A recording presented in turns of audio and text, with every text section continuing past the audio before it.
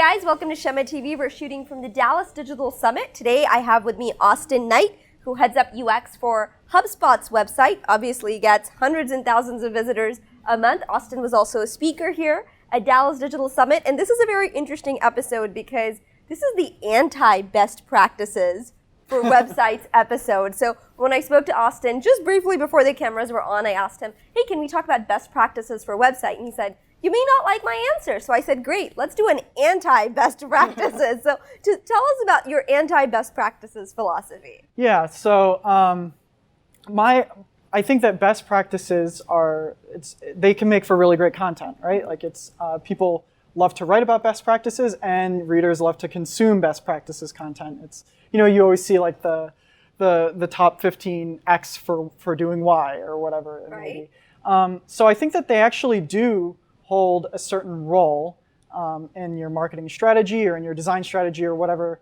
that may be. But in general, I think that ultimately the road to mediocrity is paved with best practices. That's what I like to say. It's a great tweetable from Austin. That's a little sound snippet, right? And basically, what I mean by that is that if you think about a best practice, what it essentially does is it offers you an idea or something that you can do on your site or in your marketing or whatever that is a best practice in the sense that it's worked for other people in the past or other people have been successful with it in some capacity.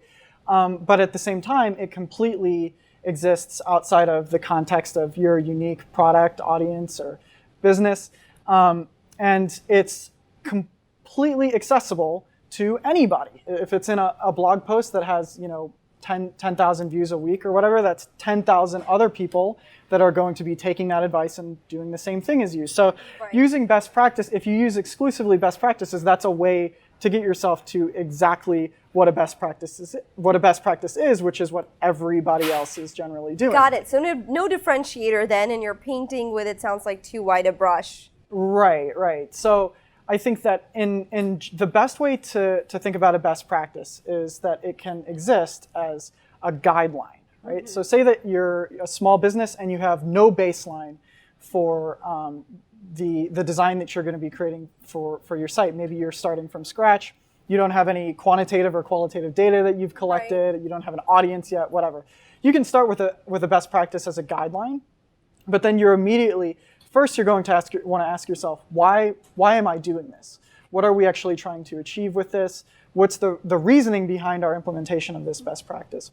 And then the second thing you're going to want to ask yourself is, how are we going to verify that this best practice is actually going to do what we want it to do within our design? So rather than just saying, oh, okay, so this person says that the hamburger menu is the right way to go on desktop, so I'm automatically going to do that. You would test that in the unique with context your audience, of your with your goals, and then see. So let me ask you this, Austin, have you ever done anything that's like the opposite of a best practice and gotten good results with it? Yeah, that's obviously that's a really easy test to run, right? You figure out whatever best practice it is that you want to test against, and then that's your control or you have that as your A variation against your control, and then you can add a B or a C variation, whatever you want to call it, as the opposite of the best practice, if you will. I have a few interesting stories related to that. What it basically boils down to is the prettiest design or the most common design a lot of the time will not be the best performing design. And as designers, we have a certain bias toward things that are in style at the time, or things that look good, or the latest technology, or whatever that may be.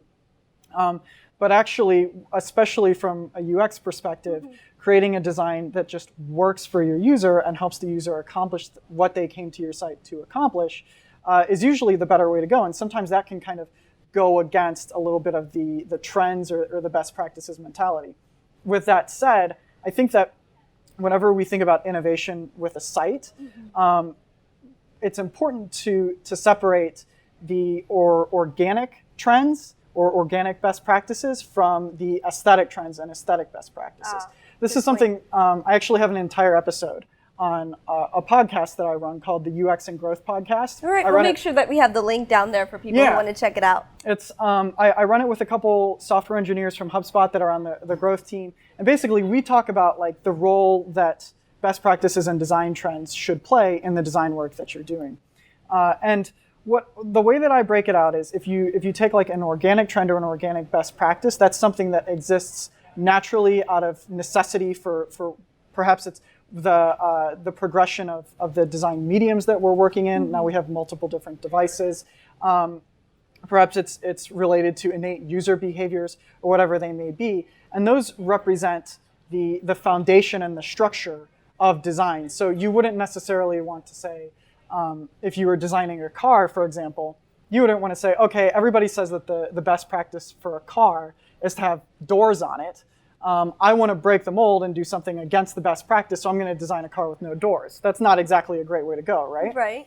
But you may look at additional aesthetic elements of it, of that design as ways to differentiate yourself and to innovate, and that's where I think the aesthetic trends come in. Those are the trends where you see, like Airbnb puts up a video background on their site, and it's super engaging and amazing. And that works really well for them. And they had KPIs related to that, and they were testing that and verifying it. And then a bunch of other organizations come in and say, oh, Airbnb has a video background. We need a video background. We should do that, yeah. Why do you need that, and how are you going to measure it? Yeah, and then what's your product? How does that match? Absolutely. Yeah, that's a great point. Well, thank you so much, Austin. We'll be sure to share Austin's link to the podcast so you can check it out. We really appreciate you being with us. Thank you for having me here. Be sure to subscribe, guys, so you can keep up with all the other good stuff we have coming your way. Bye.